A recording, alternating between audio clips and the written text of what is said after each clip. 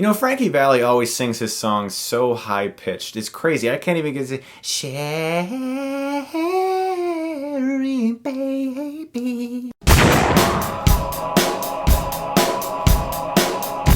Jersey Boys is directed by the one and only Clint Eastwood.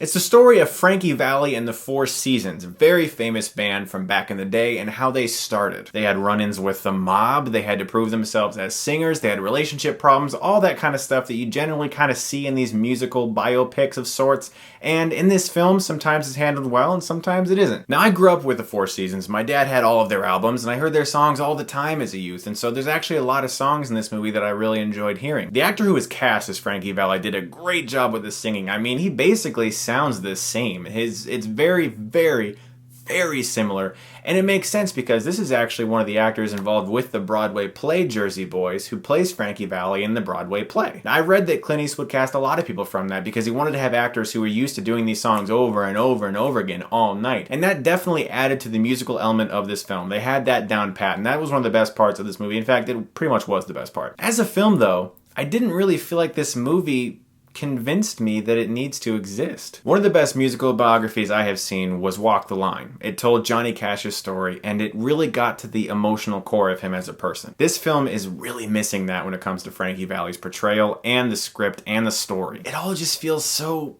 familiar, like we've seen it so many times before. The rise of the musician, the fall of him, the rise, the fall, drugs, alcohol, violence. See, I love Clint Eastwood as a director and an actor. I love that guy.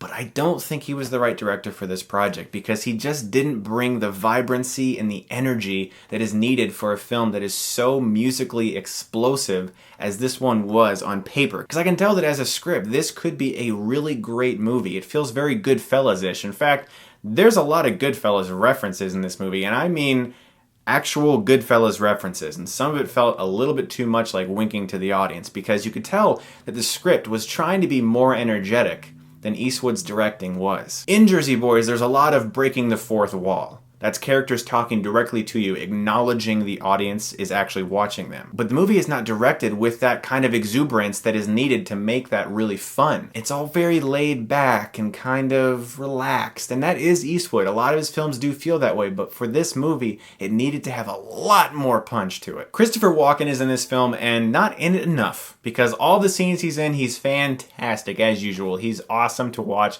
and not just because he's Christopher Walken. He just brought like this maturity to the movie. You know, you just felt like this seasoned maturity all of a sudden just showed up whenever he came into a scene, and he did a great job with his role. As a movie about Frankie Valli, you don't really feel that much for him. You just don't really get to know him that well. The majority of the movie is other characters talking to the screen. You really don't get to learn that much about him. You just kind of see things happen to him. There's one great scene in this movie. It's a very long scene involving this argument between people over money. It was handled very well, and it was the best scene in the film. The singing in the film is good. There's a lot of good songs, but for the most part, Jersey Boys is just kind of boring, which is really unfortunate because this movie could have been so energetic and fun. I'm gonna give Jersey Boys a C. It's a movie that could have been a lot better than it was, and unfortunately, it just wasn't directed with the energy that it needed. Guys, thank you so much for watching. If you have seen this film, let me know what you thought of it. What's your favorite Clint Eastwood directed movie?